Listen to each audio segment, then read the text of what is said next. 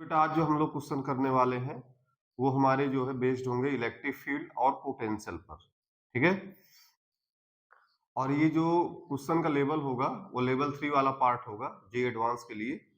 ठीक है। तो चलिए हम लोग इस पे क्वेश्चन शुरू करते हैं। तो पहला क्वेश्चन हम लोग लेते हैं। ये एक कंडक्टिंग स्फेरिकल सेल है, ठीक है, जो कि अनचार्ज्ड है। इसके सेंटर से यहां पर एक पॉइंट चार्ज क्यू रखा हुआ है जिसका डिस्टेंस यहां से स्मॉल आर के इक्वल है। और ये जो सेंटर है, ये जो भी आपकी स्फेरिकल सेल दी हुई है उसका ये सेंटर है ओ। ठीक है। तो यार हमें यहाँ पर ये बताना है कि देखिए जैसे ये जो स्फेरिकल सेल है वो कंडक्टिंग है, ठीक है, जो कि इनिशियली अनचार्ज्ड है। उसके सेंटर से क्यू चार्ज यहाँ पे रखा हुआ है जो कि आर डिस्टेंस पे रखा हुआ है। तो हमें ये बताना है यहाँ पर net electric field at point O. ठीक है। Net electric field at point O and electric field due to induce charge. Electric field due to induce charge. ठीक है। ऐसे और भी सारे चीजें हमको अभी निकालना है यहाँ पर। तो पहले दो चीज निकालते हैं हम लोग कि वो सब चीजें हम लोग यहाँ पर कैसे कैलकुलेट करने वाले हैं। तो यार देखिए जैसे ये क्लियर है कि ये हमारी कंडक्टिंग सेल है। ठीक है। ये हमारी कंडक्टिंग सेल है। तो किसी भी कंडक्टिंग बॉडी के अंदर जो भी इलेक्ट्रिक फील्ड होती है, ठीक है, वो क्या होती है? जीरो होती है। तो इसके अंदर देखिए पहला जो रिजल्ट आ गया कि नेट इलेक्ट्रिक फील्ड जो इसके अंदर होगी वो क्या होगी? वो जीरो के इक्वल होगी, क्योंकि कंडक्टिंग नेचर का है। और ये बात मुझे पता है किसी भी कंडक्टिंग बॉडी के अंदर जो भी नेट इलेक्ट्रिक फील्ड होती क्या होती है? वो जीरो के इक्वल होती है। ठीक है। अब दूसरा है electric field due to induce charge. देखिए बेटा ये इसका सेंटर है, ये पॉजिटिव क्यू चार्ज है, तो इधर जो चार्ज का इंडक्शन होगा निगेटिव होगा और इधर जो चार्ज का इंडक्शन होगा वो पॉजिटिव होगा। ये तो यार आप मुझे ये बताओ, ये जो सेंटर आपका ओ है यहाँ पर, ठीक है, यहाँ पर नेट इलेक्ट्रिक फील्ड तो जीरो है, ठीक है, और इस क्यू के कारण यहाँ पर फील्ड कितनी है? के क्यू अपान आर स्क्वायर। ठीक है। तो इसका मतलब ये हुआ कि जो ये इंड्यूस चार्ज है उसके कारण जो फील्ड होगी वो इस क्यू के कारण जो फील्ड बन रही है उसके इक्वल एंड अपोजिट होगी। तभी दोनों का समेशन कितना आ जाएगा? जीरो, क्योंकि वही दोनों मिलकर के नेट फील्ड बनाएंगे। ठीक है। वही दोनों मिलकर के नेट फील्ड बनाएंगे। तो क्यू की जो फील्ड है पॉइंट ओ पर वो के क्यू अपान आर स्क्वायर है। तो इसका मतलब है कि जो इंड्यूस चार्ज की फील्ड हो मैग्नीट्यूड में उसके इक्वल हो और डायरेक्शन में अपोजिट हो, तो दोनों फील्ड एक दूसरे को कैंसिल करके नेट फील्ड कितनी ले आएंगे? जीरो के इक्वल ले आएंगे। ठीक है। तो इसका मतलब है कि देखिए जो क्यू के कारण यहाँ पर फील्ड है वो इधर है, इसको मैं नाम दूंगा ई क्यू। ठीक है। और इंड्यूस चार्ज का जो फील्ड होगी वो इधर होगी, उसको मैंने नाम दिया ई इन। ठीक है। तो ध्यान दीजिएगा ई इन जो होगी वो किसके इक्वल होगी मैग्नीट्यूड में? ई क्यू के। ठीक है। और उसका वैल्यू कितना हो जाएगा? के क्यू बाई आर स्क्वायर। तो देखिए दो रिजल्ट मेरे यहाँ पर आ गए। नेट फील्ड तो जीरो है क्योंकि कंडक्टिंग नेचर है, और दूसरा इंड्यूस फील्ड जो है यहाँ पर किसके बराबर आ गए? के क्यू अपान आर स्क्वायर, जो कि किसके कारण फील्ड है? इसके कारण, क्योंकि मुझे पॉइंट ओ पर जो नेट फील्ड है वो कितनी बना के रखना है? जीरो के इक्वल रखना है। ठीक है। तो ये काफी इंपॉर्टेंट रिजल्ट है, इनको नोट कर लीजिए। ठीक है। चलिए फिर आगे चलते हैं। अब हम लोग पोटेंशियल पे सेम वर्क करेंगे।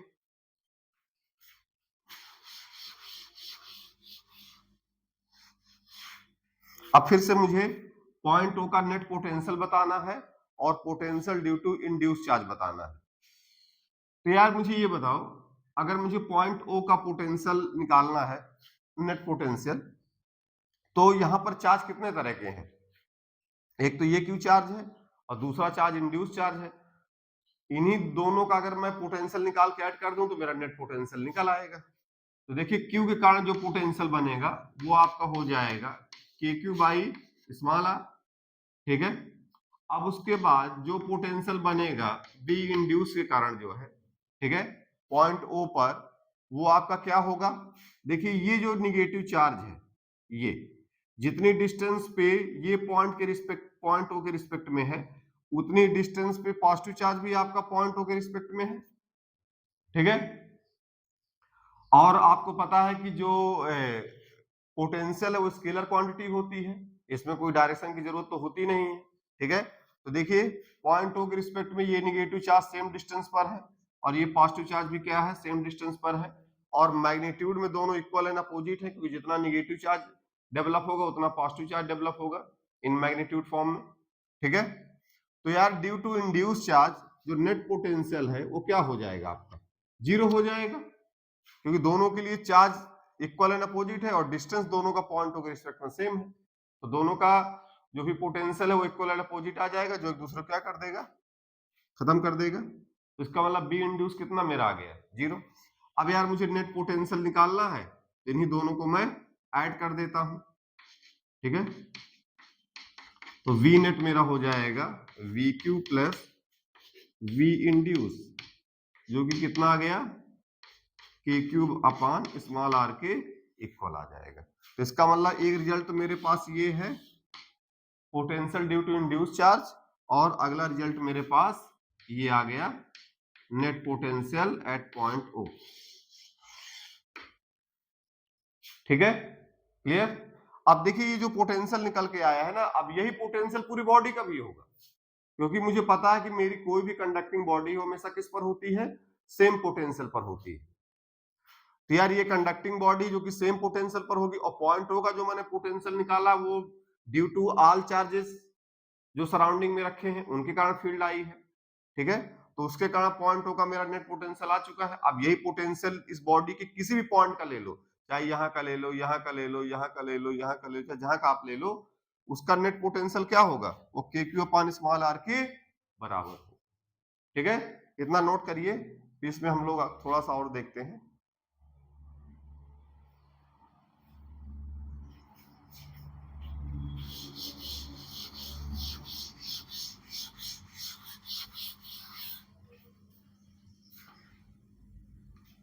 अब देखिए कभी कभी यहां पर ये पूछ लेगा कि यहां पर एक पॉइंट दे देगा ओ डैश, जैसे आपका ओ है तो यहां पर एक पॉइंट दे दिया ओ डैश, और इसका भी डिस्टेंस इसने दे दिया यहां पर, ये जो डिस्टेंस यहां पर इसकी दे दिया है, ये डिस्टेंस कितना है, r1 दे दिया, ठीक है, और ये पॉइंट है आपका ओ डैश, ठीक है। और पूछ लिया कि फिर से बताइए पॉइंट ओ डैश पर नेट इलेक्ट्रिक फील्ड कितनी होगी और electric field due to induce charge कितनी होगी, ठीक है। तो मैं फिर बता चुका हूं, ठीक है, कि जो नेट इलेक्ट्रिक फील्ड होगी, चूंकि कंडक्टिंग बॉडी वो तो हमेशा क्या रहेगी, जीरो के इक्वल रहेगी, इस पे कोई भी क्वेश्चन राइज करने का मतलब नहीं है, वो हमेशा क्या रहेगा, जीरो ही रहेगा, ठीक है। अब आएगा electric field due to induce charge, तो फिर से वही कॉन्सेप्ट लगाएंगे कि पहले इसकी फील्ड यहाँ पे देखेंगे, ठीक है, और फिर इंड्यूस चार्ज की फील्ड देखेंगे, उन्हीं दोनों का समेशन नेट इलेक्ट्रिक फील्ड को रिप्रेजेंट करता है, पर वो तो जीरो है। इसका मतलब है कि जो क्यू चार्ज यहाँ पे फील्ड बनाएगा, किस डायरेक्शन में बनाएगा, अपनी मिलाने वाली लाइन के लॉन्ग, ये इक्यू बनाया, तो इंड्यूस चार्ज की जो फील्ड होगी इस पॉइंट पर वो इसके इक्वल एंड अपोजिट हो जाएगी, ये, ठीक है। इसका मतलब है कि ई इंड्यूस जो पॉइंट ओ डैश पर होगा वो कितना हो जाएगा, फिर से के क्यू अपान r1 स्क्वायर, ठीक है। तो ये भी हमारा आ गया रिजल्ट, ठीक है, इसको नोट करिए, फिर पोटेंशियल को देखते हैं।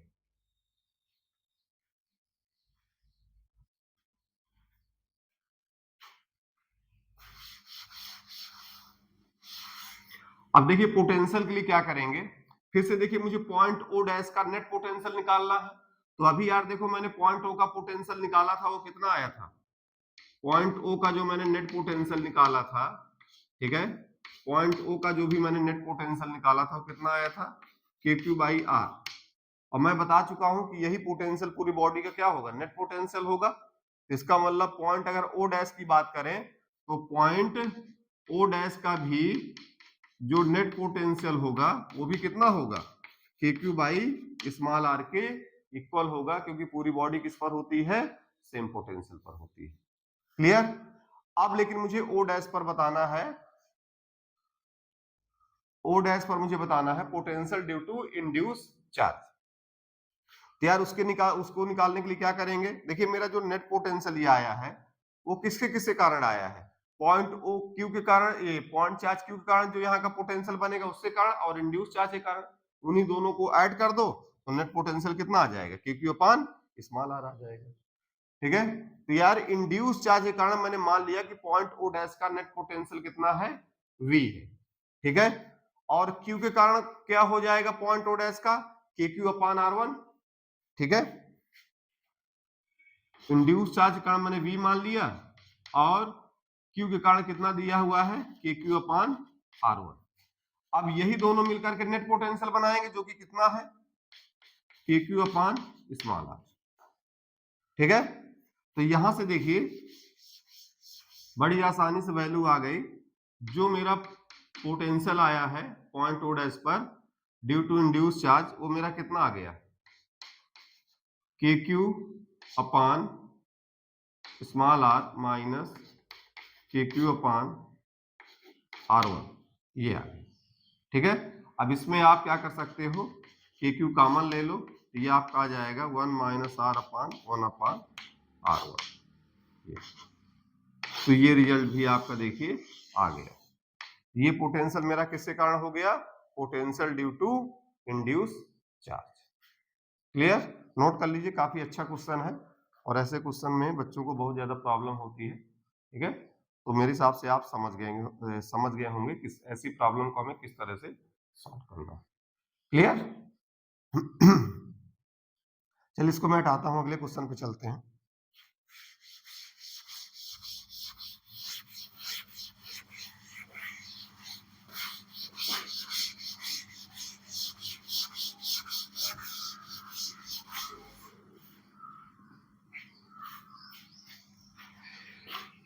देखिए यहां पर जो तीसरा क्वेश्चन है,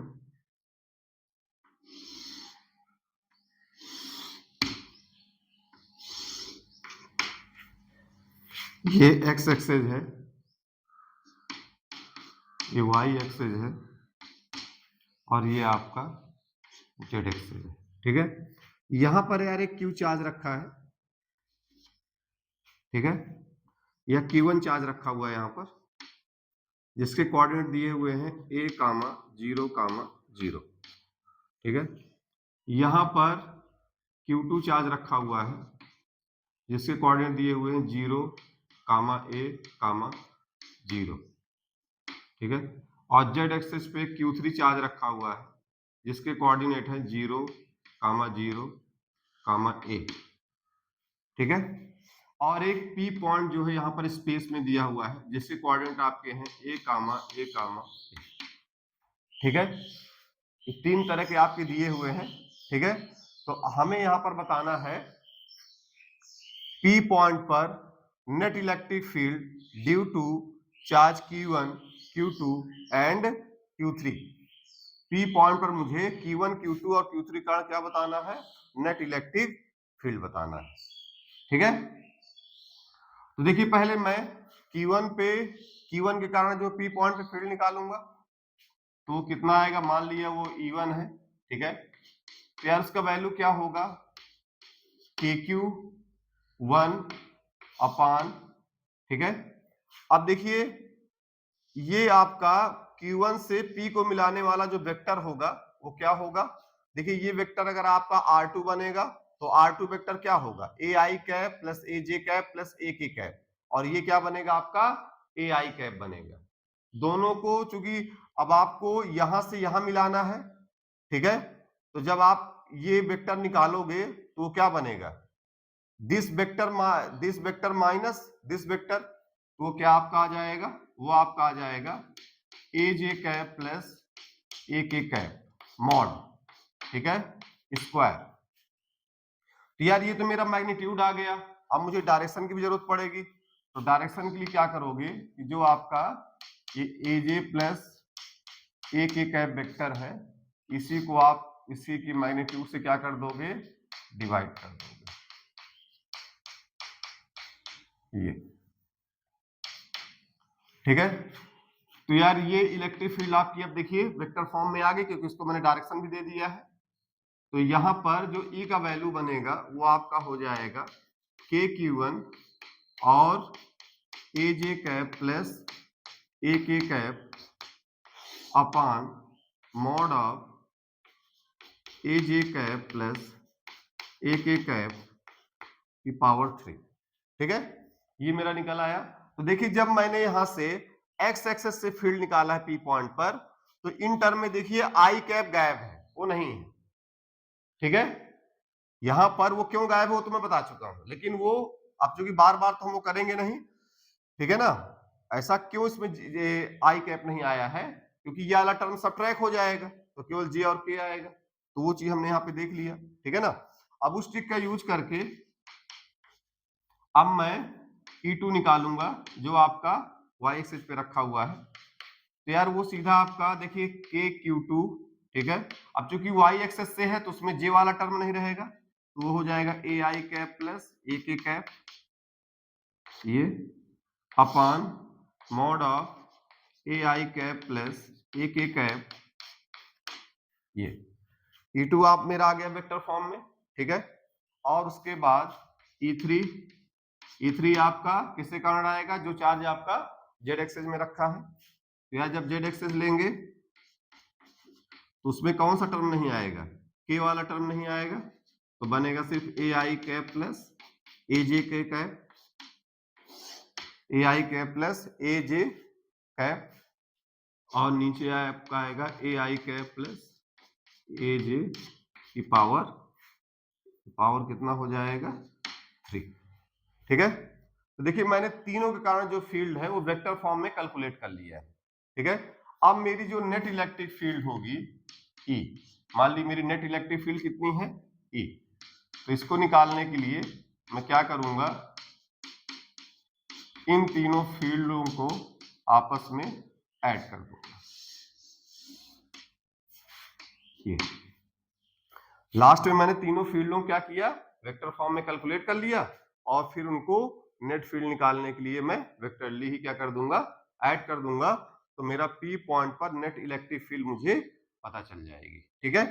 ये क्वेश्चन जो है इंपॉर्टेंट है, बच्चों को काफी ऐसे क्वेश्चन में दिक्कत होती है, तो मेरे हिसाब से आगे अब आपको दिक्कत नहीं होनी चाहिए, ठीक है। इसी पे बेस्ड यूरोडोप में क्वेश्चन दिया हुआ है, उसमें 3 चार्ज ना लेकर के सिंगल चार्ज लिया हुआ है, ठीक है ना। तो ये प्रॉब्लम आप ये मान के चलो कि उससे जो है अपर लेवल की है, ठीक है ना। तो अगर आपने इसको कर लिया तो जो यूरोडोप में प्रॉब्लम दी हुई है उसको तो आप आसानी से कर लोगे, क्योंकि उसमें एक सिंगल चार्ज ही दिया हुआ है, ठीक है, और उसका पोजीशन वेक्टर दिया हुआ है, और जहां पे फील्ड निकालना वहां का पोजीशन वेक्टर दिया हुआ है, ठीक है। तो फिर हम लोग वहां पर वही R2 माइनस R1 करके वहां पर भी क्वेश्चन को सॉल्व कर लेंगे, ठीक है। तो इसको नोट कर लीजिए आप।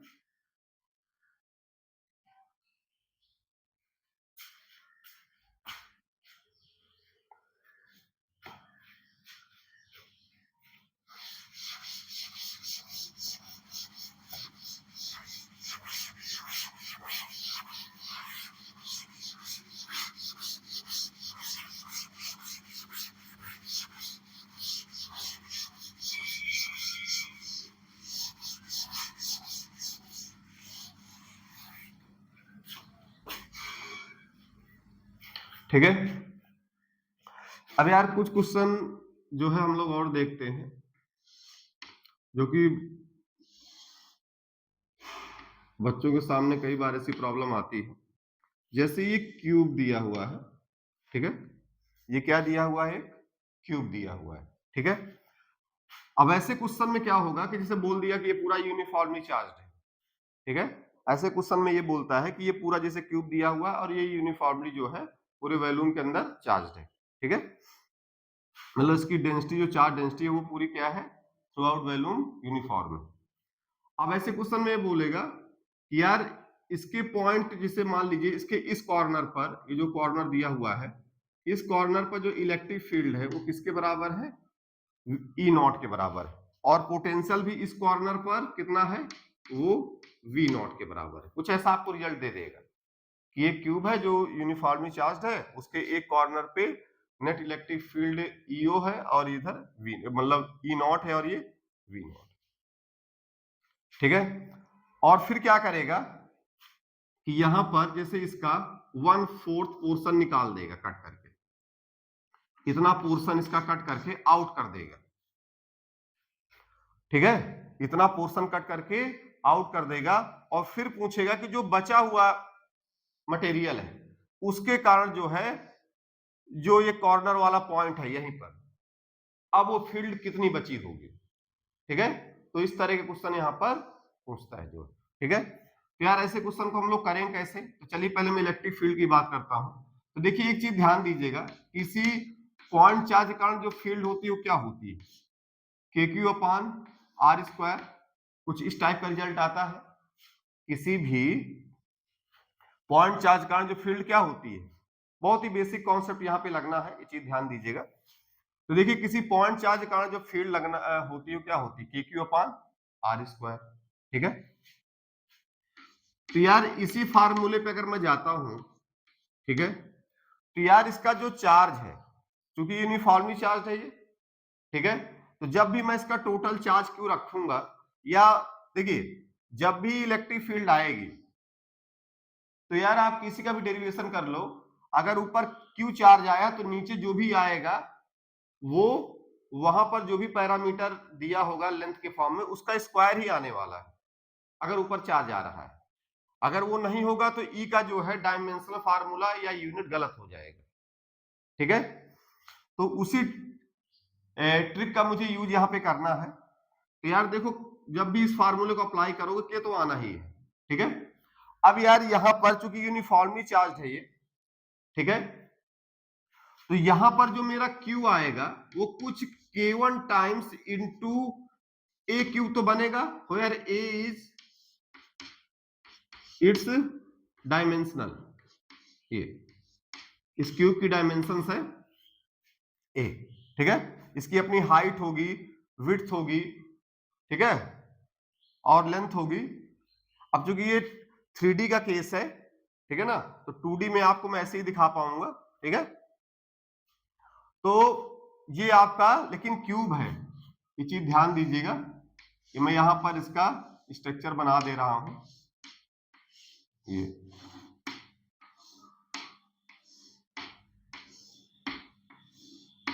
अल्लाह आपका ये ए दिया हुआ है, ये भी ए दिया है, ठीक है, और ये भी ए दिया हुआ है, ये और इसके इस पॉइंट की बात कर रहा है, ये जो पॉइंट ओ है यहां पर इसकी बात कर रहा है, यहीं पे नेट इलेक्ट्रिक फील्ड निकलवाया है। मतलब ये आपका इसका 2D डायग्राम है और ये इसका जो है कैसा डायग्राम है, 3D डायग्राम है, ठीक है। तो यार एक चीज ध्यान दीजिएगा कि जो यहां पर चार्ज होगा वो कुछ कांस्टेंट और आएगा इसी के पैरामीटर के टर्म में, आएगा तो इसी के पैरामीटर के टर्म में, ठीक है ना। अब चूंकि आपका क्यू चार्ज निकाल रहे हो तो वो कुछ डेंसिटी आएगा, ठीक है, और वॉल्यूम को लिखोगे। देखिए वो K1 का वैल्यू क्या होगा ये कोई नहीं निकाल पाएगा, वो निकालना थोड़ा सा प्रॉब्लम करेगा, ठीक है ना। ठीक है, मान ली इस केस में पूरा वॉल्यूम दिया हुआ तो यहां तो निकाल लोगे, लेकिन और कुछ केस कॉम्प्लिकेटेड बनेगा तो वहां पे आप फिर थोड़ा सा निकालने में उसको दिक्कत हो सकती है, ठीक है ना। तो मान लीजिए चार्ज तो मेरा यही रहेगा, तो इसलिए मैंने क्या किया है, यहां पर मैं row multiply by A cube कर सकता था, डेंसिटी मल्टीप्लाई ए क्यूब कर सकता था, लेकिन उसको मैं नहीं करूंगा, ठीक है ना। क्योंकि आएगा क्या, देखिए K Q upon r square ही आना है, ठीक है। तो जो मेरा Q equal to some constant into volume यही आएगा, तो आपका क्या बन गया K1 इंटू ए क्यूब, जो कि यहाँ पर है भी, अगर K1 को आप यहाँ डेंसिटी बोल दो तो कोई दिक्कत भी नहीं है, ठीक है ना। लेकिन मैं उसको जो है कांस्टेंट K1 ही बोलूंगा, रो नहीं लिखूंगा। तो मेरा जो Q हो गया वो कितना हो गया, K1 ए क्यूब हो गया, ठीक है। अब उसके बाद ये जो R डिस्टेंस है यार, ठीक है, जो R डिस्टेंस मेरा बनेगा यहां पर फील्ड निकालने के लिए, यार कोई पॉइंट चार्ज तो है नहीं है कि पॉइंट चार्ज वाला फार्मूला के ये सीधे आपका जो है पॉइंट चार्ज के क्यू अपान आर स्क्वायर लग जाएगा, ठीक है। तो यहां पर क्या होगा कि देखिए क्यू चार्ज मेरा कुछ इस तरह से आएगा। अब देखिए अब जो भी यहां पर आर का वैल्यू आएगा, ठीक है, वो क्या आएगा मुझे नहीं पता, लेकिन जो भी आएगा आर का वैल्यू वो मुझे पता है कुछ कांस्टेंट, ठीक है, मान ली K2 कांस्टेंट इनटू एक ही टर्म में आएगा।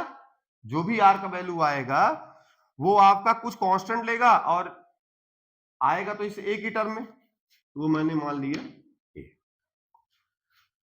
ठीक है, तो यार ये वैल्यू जो है मैं यहां पे पुट करूंगा तो ये हो जाएगा K1 ए क्यूब और नीचे आपका आ जाएगा K2 ए का स्क्वायर। तो जो ई आ गया यहां से K1 अपान K2 का स्क्वायर और ऊपर जो है कट जाएगा और सिर्फ ए आ जाएगा। ठीक है, तो यार ये कांस्टेंट देखिए पूरा K1 K2 स्क्वायर ये क्या होगा कांस्टेंट। तो मेरा यहां से देखिए क्या आ गया, E प्रोपोर्शनल टू ए आ गया, जो कि मुझे साबित करना था यहां पर। ठीक है, E प्रोपोर्शनल टू क्या आ गया आपका, ए के प्रोपोर्शनल आ गया ये यहां पर। ठीक है, अब आगे क्या करेंगे देखिए यहां पर, अब आगे क्या करेंगे यहां पर, अब जो कि मेरा यहां पर ई नॉट दिया हुआ है, इसका मतलब है कि ई नॉट प्रोपोर्शनल टू क्या आएगा, ए के, प्रोपोर्शनलिटी हटाओगे कुछ कांस्टेंट आएगा। ठीक है, तो वो आपका हो गया, मान ली कांस्टेंट है के डैश, तो वो आपका आ गया है ए। ठीक है, इक्वेशन ए। अब यार जो भी मैं ये इसके पोर्शन को यहां पे कट किया हूं क्यूब के, ठीक है ना, ये जो क्यूब का पोर्शन जो है कट किया गया है इसका डायमेंशन कितना होगा बता सकते हो, ये हो जाएगा a/2। ठीक है, इसका डायमेंशन कितना बनेगा, a/2 के इक्वल बनेगा। ठीक है, तो यार जो पोर्शन को आपने रिमूव किया है ये निकलने के पहले अपनी फील्ड पॉइंट ओ पे कितनी बना रहा होगा, मान लीजिए बना रहा था E1, तो E1 भी हमारा क्या हो जाएगा K डैश इंटू a/2, क्योंकि अब इसका डायमेंशन कितना आ गया है a/2। तो देखिए चाहे आप पूरे क्यूब के लिए करिए या इसके लिए करिए, जो कांस्टेंट होगा वो एक ही रहेगा क्योंकि डेंसिटी सेम है। ठीक है, और जो भी इंटीग्रेशन का फैक्टर बनेगा, ठीक है, उसके डिस्टेंस वाला जो K2 फैक्टर बनेगा वो भी चेंज नहीं होगा। भले आप देखिए क्यूब जब आपने डायमेंशन ए लिया था, ठीक है, तो चार्ज के केस में K1 था और डिस्टेंस के केस में K2 आया था।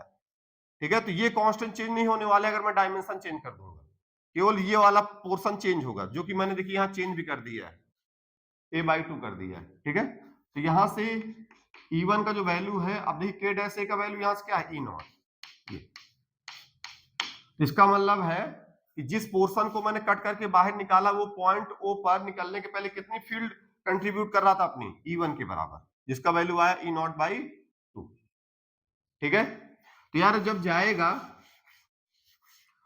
ठीक है, तो अपनी फील्ड लेकर के जाएगा, जब जाएगा तो अपनी फील्ड लेकर के जाएगा। तो निकलने के पहले नेट फील्ड कितनी थी E0, और उसकी खुद की फील्ड कितनी थी निकलने वाले की E0/2। इसका मतलब है कि पॉइंट O पर जो रिमेनिंग फील्ड होगी E रिमेनिंग, वो कितनी बचेगी E0 माइनस E1, जो कि आपकी आ जाएगी E0 माइनस E0/2, जो कि हो जाएगी E0/2 के इक्वल। ठीक है, तो इस तरह से मेरा ये रिजल्ट यहां पर आ चुका है, कितना पोर्शन कट करने पर फील्ड क्या आएगी E0/2 के इक्वल आएगी। ठीक है, इसको नोट कर लीजिएगा, ये बहुत अच्छी प्रॉब्लम है। ठीक है ना, और मैक्सिमम लोग इसमें परेशान रहते हैं, तो इसको आप जो अच्छे से कर लीजिए। चलिए पोटेंशियल पे भी चलते हैं।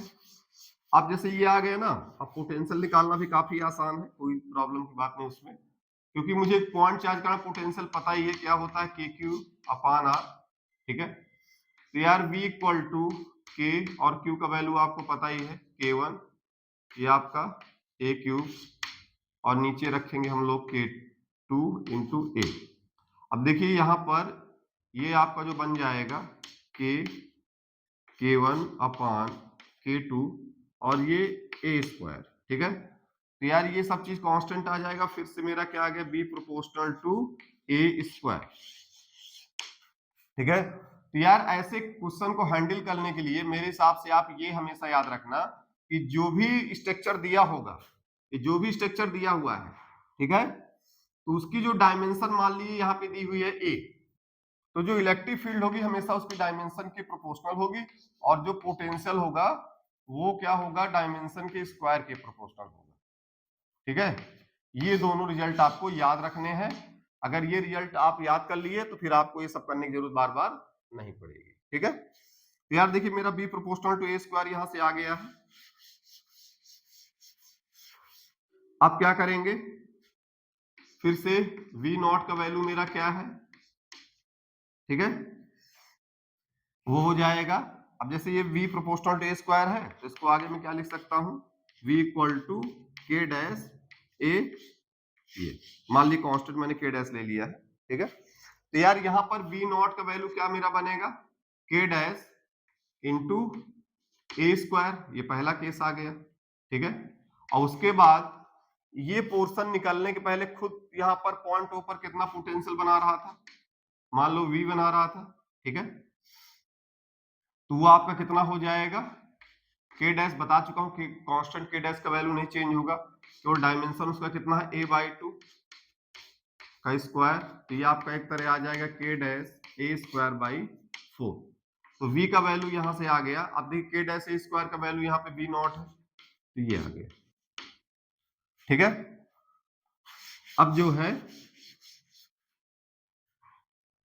पोटेंशियल ड्यू टू, ठीक है, आप इसको काम करिए, इसको v1 नाम दे दीजिए। ठीक है, उससे कोई फर्क नहीं पड़ेगा। अब जो बचा हुआ पोर्शन है उसके कारण मैंने मान लिया पोटेंशियल मेरा कितना है, v है, तो नेट पोटेंशियल जो बाकी बचा हुआ है उसके कारण पोटेंशियल क्या हो जाएगा, v नॉट माइनस v1, तो v not minus v not by 4। तो मेरे हिसाब से रिजल्ट कितना आ गया, v equal to 3v naught by 4 आ गया।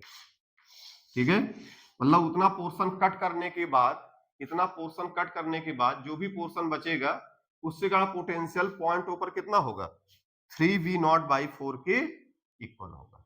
ठीक है, तो नोट कर लीजिए, काफी अच्छा क्वेश्चन है ये।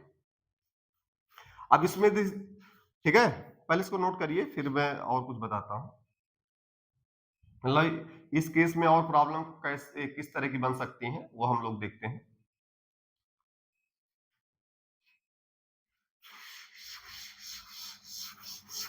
चलिए आपका एक होमवर्क भी है यहां पर, देखिए ये आपका एक कोन है।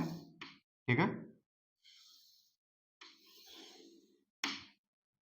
यहां पर एक कोन दिया हुआ है जिसका ये स्लाइड लेंथ जो है मान लीजिए कितना दिया हुआ है आपका, एल के इक्वल दिया हुआ है, और ये पूरा सॉलिड है।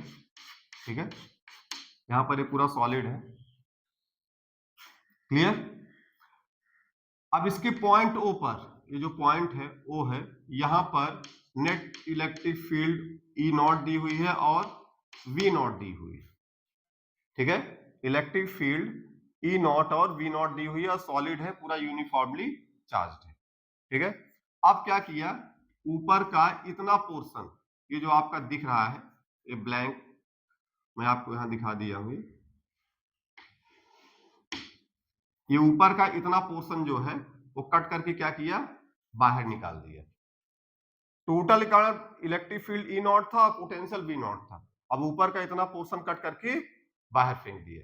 ठीक है, तो ये जो नीचे का बचा हुआ पोर्शन है उसके कारण जो है, अच्छा जो भी पोर्शन कट करके निकाला है उसका डायमेंशन मैं आपको बता देता हूं, वो l/2 है, यहां तक पूरा l है और ये l/2, l/2 को मैंने कट करके बाहर निकाल दिया। ठीक है, तो आपको पॉइंट ओ पर बताना है नेट इलेक्ट्रिक फील्ड और net potential due to remaining portion. ठीक है, ये आपको यहां पर बताना है। ठीक है, तो मेरे हिसाब से कॉन्सेप्ट समझ में आ गया होगा। सेम यहां पर भी हम लोग वही E प्रोपोर्शनल टू A और V proportional to A square उसी रिजल्ट का यूज करके यहां पर भी हम लोग वर्क करेंगे और वैसे ही ये निकलेगा। ठीक है, नोट कर लीजिए। फिर से अगली प्रॉब्लम देखते हैं, और अगली प्रॉब्लम जो है ये यूरोडोप की है। इसमें क्या है, एक रिंग है जिसका रेडियस जो है कैपिटल आर के इक्वल है, ठीक है, और इस पे माइनस क्यू चार्ज डिस्ट्रीब्यूटेड है, और इसके सेंटर पे वो प्लस क्यू चार्ज रखा हुआ है, ठीक है। अब मुझे यहां पर इसके सेंटर से एक्स डिस्टेंस पर कोई पॉइंट पी होगा, ठीक है, इस तरह से मान ली कोई पॉइंट पी है, तो यहां पर मुझे बताना है net electric field due to minus Q charge जो कि रिंग पे डिस्ट्रीब्यूटेड है एंड प्लस क्यू चार्ज जो उसके सेंटर पे रखा हुआ है, ठीक है। और ये कंडीशन लेके मुझे बताना है x greater than capital R, ठीक है। तो यार मैं ये मान लूंगा कि पी पॉइंट पर जो भी फील्ड है प्लस क्यू के कारण जो जनरेट हो रही है वो कितनी है, E2 है, और माइनस क्यू के कारण जो पी पॉइंट फील्ड होगी वो चूंकि नेगेटिव चार्ज है तो उसी की तरफ होगी, तो ये हो जाएगा, ठीक है। तो नेट फील्ड जो है पी पॉइंट पर कितनी हो गई, E2 माइनस E1, ठीक है, E2 माइनस E1, ठीक है। तो चलिए E2 का वैल्यू मैं पुट करूंगा, वो तो मेरा सीधे क्या हो जाएगा, KQ अपान एक्स स्क्वायर हो जाएगा, ठीक है। अब रिंग के कारण फील्ड क्या होती है ये आप लोग देख ही चुके होंगे, के क्यू स्मॉल क्यू है, इसको रखिएगा,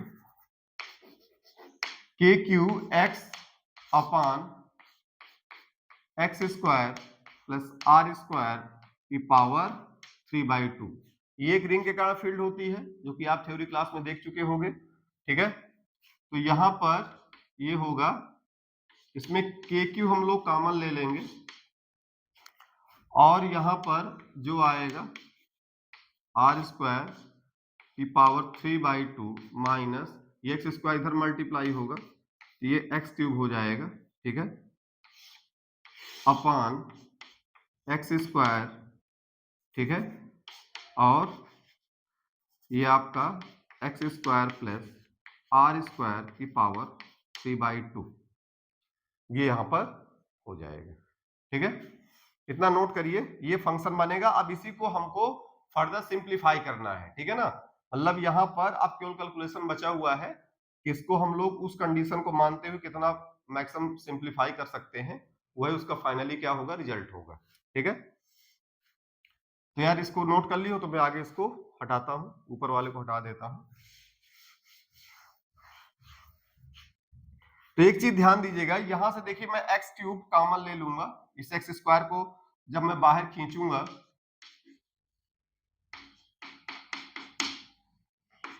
तो मेरे हिसाब से आपका एक्स क्यूब आ जाएगा, ठीक है, और यहां पर जो आपका बनेगा वो हो जाएगा 1 plus are square upon x square की पावर 3/2 माइनस एक्स क्यूब, ठीक है, और नीचे आपका वही एक्स स्क्वायर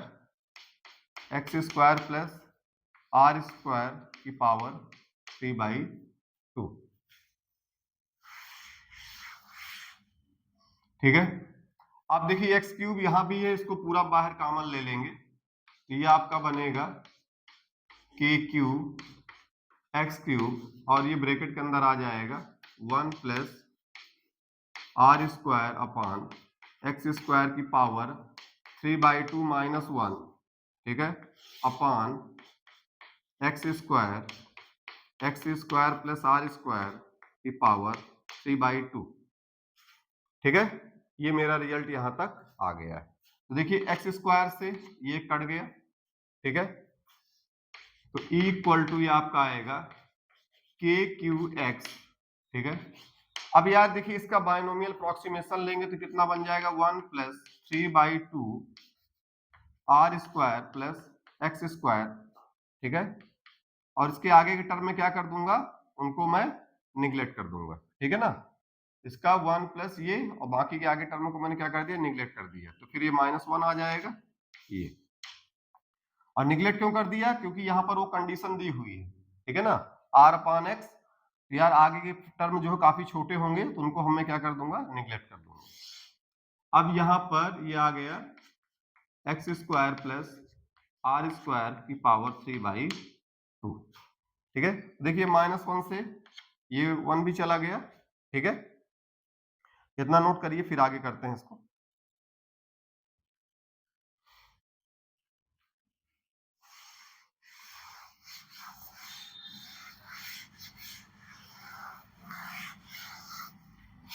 अब देखिए यहां पर क्या करेंगे, ये मेरा आ जाएगा इक्वल टू KQ, ठीक है। और 3/2 को आप बाहर ले लीजिएगा, ये 3/2 यहां पर आ जाएगा।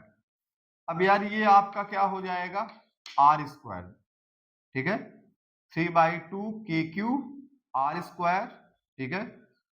और नीचे एक ही x बचेगा, देखो, क्योंकि एक इस x से ये वाला x कट जाएगा और नीचे मेरा केवल क्या आएगा, एक ही x आएगा, ठीक है।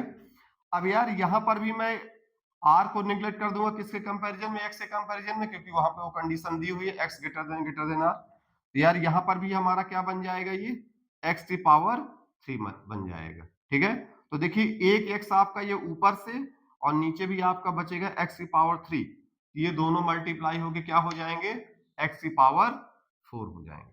तो मेरा ये फाइनली क्या आ गया, रिजल्ट आ गया। 3/2 इस x से x कैंसिल हो गया, तो 3KQ R² और एक x ये, और यहां से जब निगलेक्ट करोगे पावर को तो x⁻3/2 बन जाएगा, 2 2 कट के x⁻3 और एक x वो x⁻4 हो जाएगा, ठीक है। तो ये मेरा रिजल्ट देखिए यहाँ पर आ गया है, ठीक है ना। चलिए इसको नोट करिए, फिर अगले प्रॉब्लम पे चलते हैं।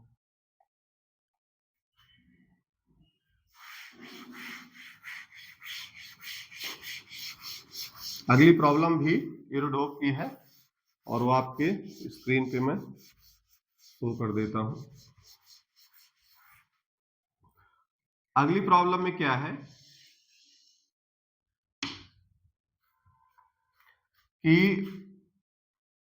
ये एक रिंग है, ठीक है, जिसपे अपना Q चार्ज डिस्ट्रीब्यूटेड है और इसका जो है रेडियस R है। अब क्या है कि इसके सेंटर पर एक इनफाइनाइट, ठीक है, वायर रखी हुई है जिसपे चार्ज पर लेंथ कितना है, लेमडा। जो भी इनफाइनाइट वायर रखी है उसका एक एंड इसके सेंटर पे लाई कर रहा है, बाकी अपना दूसरा एंड इन्फिनिटी पर होगा, वो ऐसे इस तरह से लाई कर रहा है। तो आपको बताना है electrostatic force between this wire and ring, ठीक है। आपको क्या बताना है, electric force between ring and infinite wire, ठीक है। तो कैसे करेंगे, देखिए यहां पर x डिस्टेंस पर, ठीक है, यहां पर dx लेंथ लेंगे। यार इस पोर्शन पे जो चार्ज होगा वो कितना हो जाएगा, मान लीजिए dq है, तो जो dq का वैल्यू कितना हो जाएगा, लेमडा इंटू dx हो जाएगा, ठीक है ना। यहाँ पर जो चार्ज होगा उस पर लेमडा इंटू dx होगा। और रिंग यार यहाँ पर फील्ड अपनी कितनी बना रही होगी, k q x/x² plus R² की पावर 3/2, ठीक है। अब फोर्स क्या होता है, अब यहां पर फोर्स क्या हो जाएगा, dq इंटू ई, ठीक है। df हमारा क्या हो जाएगा, df equal to dq into E. तो dq का वैल्यू पुट कर देते हैं लेमडा इंटू dx, ठीक है। तो dx को हम लोग आगे पुट करेंगे, तो lambda kq x dx upon x² plus R² की पावर 3/2, ठीक है। ये देखिए मेरा फंक्शन यहाँ पर फोर्स का बन गया। अब इसको मुझे इंटीग्रेट करना है, इसको 0 से f, ठीक है। और इसको मैं कहां से कहां तक इंटीग्रेट करूंगा, क्योंकि ये पूरा वायर जो है कहां से कहां तक रखा हुआ है, x=0 से x=∞ के बीच में रखा हुआ है, ठीक है। तो यहां पर ये लिमिट लगाऊंगा, ठीक है ना। x=0 से लेकर के आपका क्या लगेगा, वहां तक। तो आप इसको डायरेक्ट ऐसे भी लिख सकते हो, ठीक है ना, 0 यहां लिख दो और यहां पर सीधा इन्फिनिटी भी लिख दो, क्योंकि x=∞ लिखना थोड़ा मैथमेटिकल सही नहीं है। तो आप इसको ऐसा लिख सकते हो 0 to ∞, ठीक है। चलिए इसको आगे इंटीग्रेट करते हैं।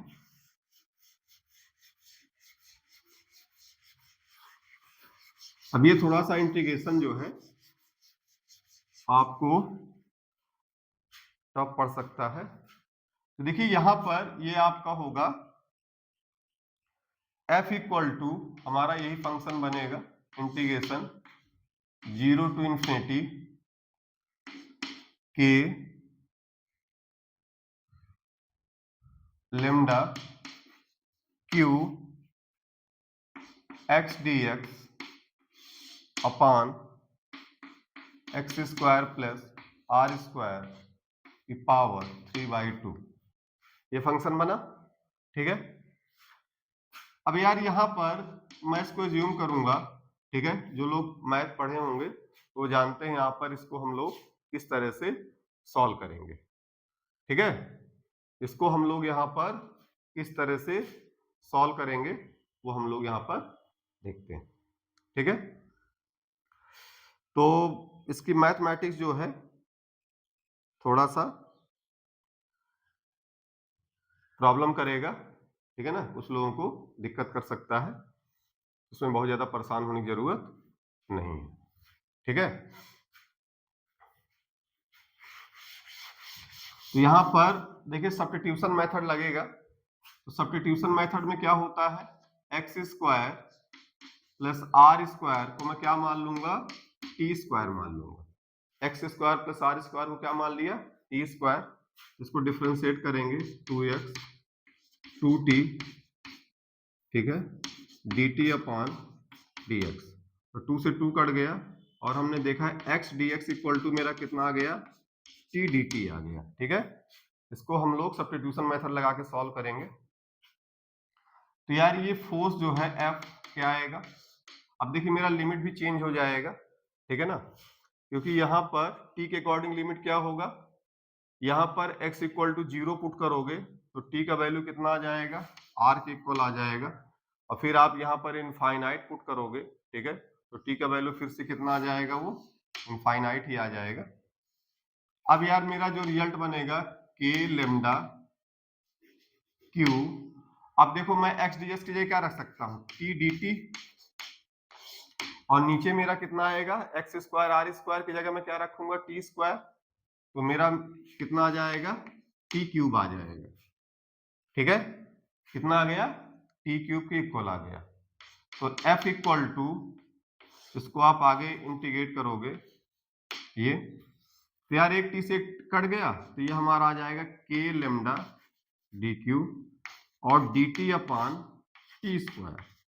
ये हमारा रिजल्ट यहां से आ गया है। ठीक है, इतना नोट करिए पहले, जो लोग सब्स्टिट्यूशन मेथड जानते होंगे वो लोग समझ रहे होंगे कैसे किया जा रहा है।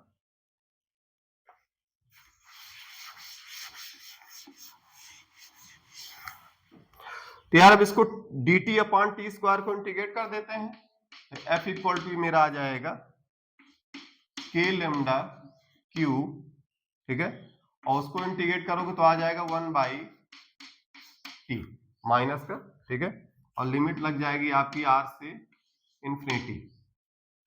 ठीक है, तो यहां पर जो f इक्वल टू है वो कितना आ गया, k, ठीक है, k लेमडा क्यू, ठीक है, और जब लिमिट पुट करोगे तो क्या हो जाएगा आपका ये, -1 अपान इंफिनिटी, ठीक है, और +1 अपान r। ठीक है, तो 1 अपान इंफिनिटी तो 0 हो जाएगा। तो f इक्वल टू मेरा कितना रिजल्ट आ गया, k लेमडा क्यू अपान कैपिटल R।